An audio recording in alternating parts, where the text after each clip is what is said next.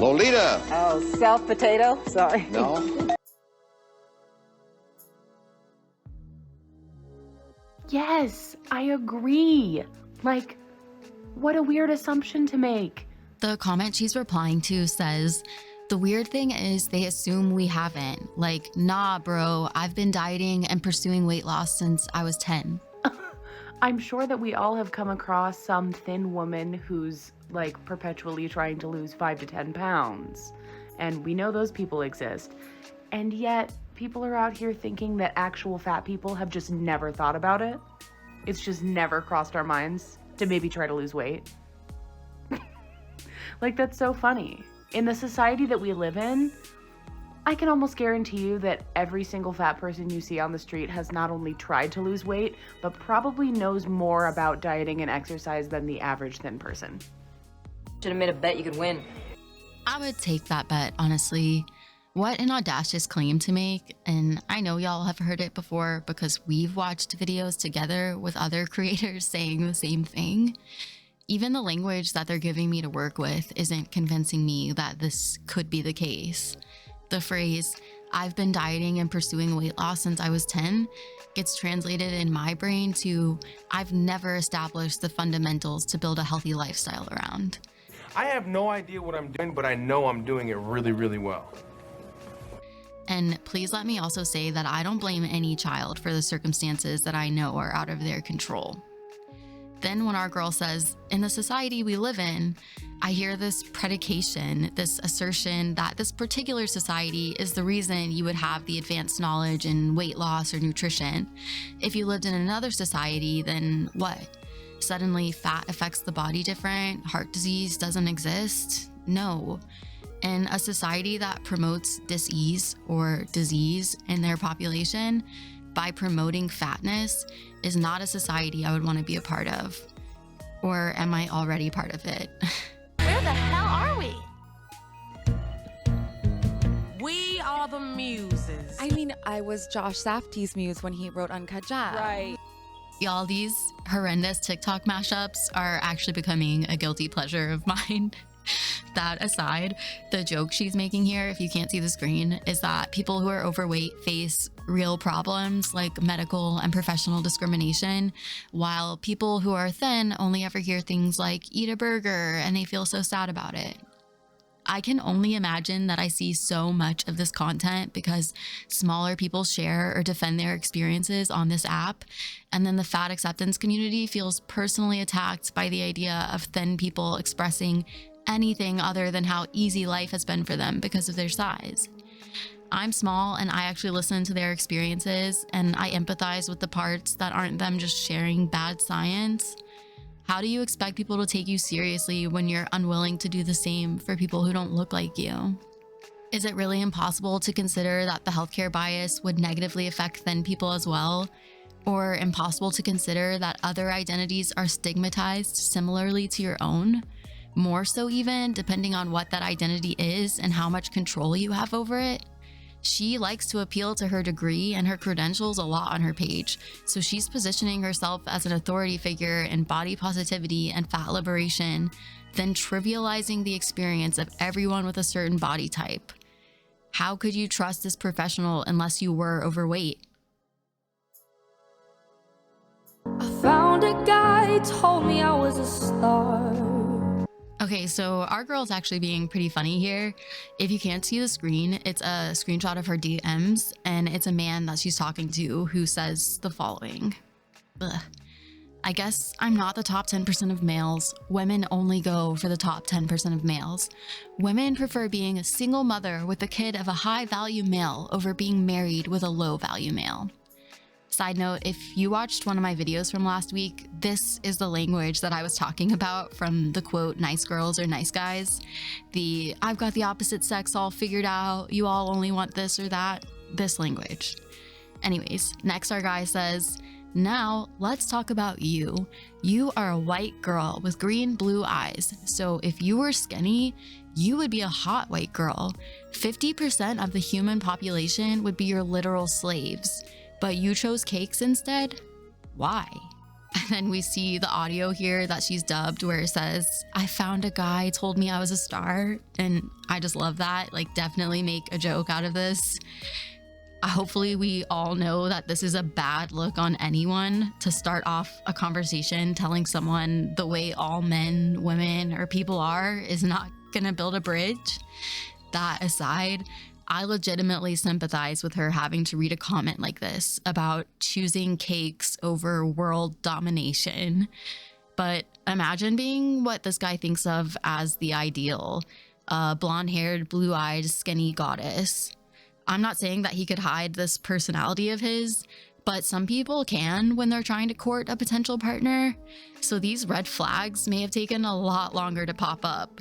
I personally can't help but appreciate when people are so openly gross with me. It's like a weed pulling itself out of your garden. And I'm not diminishing how it feels to read hurtful comments about your appearance.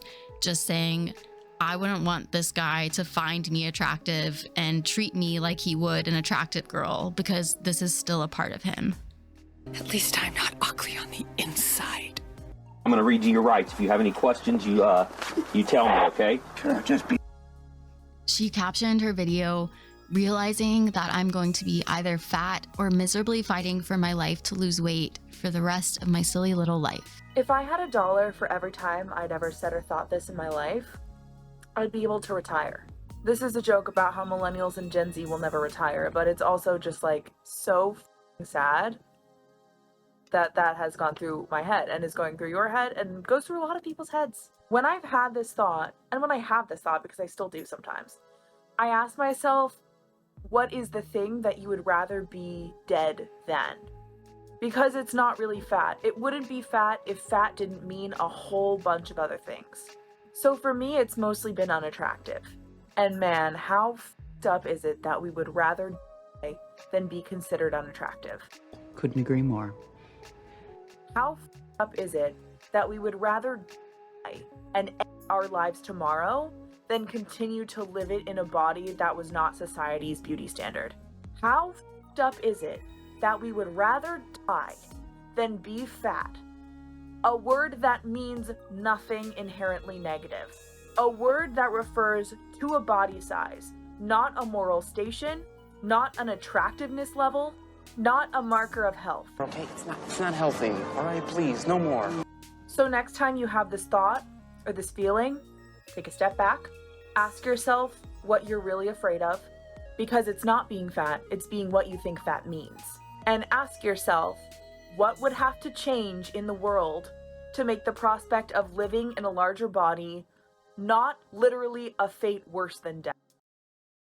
I really appreciated the honesty in this. I think some people are afraid to say something like, feeling unattractive in this world sometimes makes life not feel like it's worth living. That admission is really deeply rooted to a lot of this movement, in my opinion. And if this movement was centered around that, centered around people's desire to view themselves as attractive, I would be in complete support. What is there even to find wrong with people wanting to feel good about themselves? But that's not what this is about anymore. We hear it when she starts talking about existing in a fat or larger body, as though fat doesn't actually emerge from any personal choices or behaviors. How did I get here? And that's where my issues come in. The separation of fat from health, which we hear her emphasize even here, the complete separation of a person from their own body composition, decisions, etc. I don't want to perpetuate a world where people who feel unattractive don't want to exist, but I also don't want to be part of the wave who's attempting to shift this by laughing in the face of science or disease. A world full of sicker people who are condemned by their own health isn't actually better than a world full of self-condemnation. This next clip is about ED, and if you're not in the headspace to listen to something like that right now, then I would skip it. Welcome to the Jordans Are Boring campaign. They also make you boring. Is this something you really want to have said? At the height of my eating, I can truly say with absolute certainty was the most boring I have ever been. And you know, I've been a lot of things. I've been annoying, I've been stupid, I've been ignorant, I've been mean, been ignorant, I've been mean. But I didn't even have the energy to be all of those things when I wasn't eating enough to really function properly. All my mind had the space for was calories. And all I could talk about was my body, was my diet, was food, was how my clothes were fitting, was how fat I felt that day. I'm now like twice that size, and I barely think about these things in a day. I know I was boring because of 2 reasons. Number 1, now when I'm around people who are just talking about their diets or their bodies, I get bored. Number 2 is I found my yearbook from that year and one of my friends had literally just written, "You're not that fat," because that's how much I talked about it. Before I respond to exactly what her TikTok was about, I really just want to say to anyone struggling with this or any mental illness right now that logical people know that you're not electing into it to be a more interesting person. Anyways, I really appreciated her honesty in the last video. I could easily empathize with her. And then the very next video I see on her page is this. The way ED gets treated in this community can only be described as thin-phobic, as dumb as that sounds to me. My own observations are that those who are larger get to fortify their armor by adding ED as a protective barrier between them, their choices, decisions, behaviors. If you question them, you're questioning recovery from a serious illness, and you wouldn't want to be that person, right? While those who are small and suffering with ED repeatedly are rebuked or trivialized, shamed for trying to assert themselves and their serious struggles into a movement that has deemed them, what, the lucky ones? The ones who aren't suffering because their disorder looks trendier than others? It's really ignorant and feels passive aggressive to me.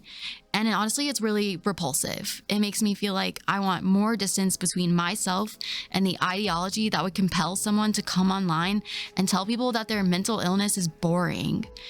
And I understand that the intention here is apparently to help aid with recovery somehow. I don't think either of them are trying to be hateful, but it still doesn't sit right with me. If you want yours to be the voice of ED recovery, then my advice is to refine it, because this actually made me mad to watch, and I'm not someone suffering with an ED. More than usual, I want to end this video on a positive note, so check out this clip before you click off the video.